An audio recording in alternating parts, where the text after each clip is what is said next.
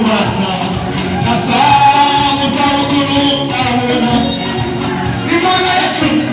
ihindura amateka abayobozi b'ibyayo yabihindura imana yacu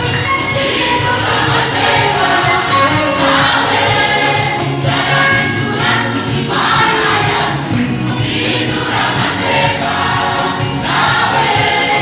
yarahindura imana yacu ihindura ubuzima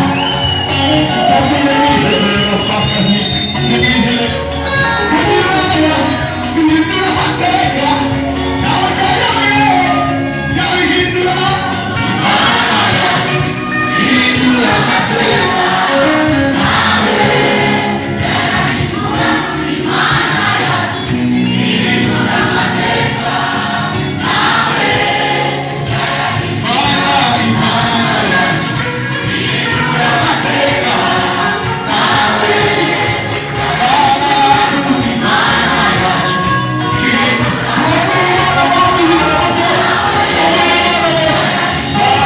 imana yacu ihindura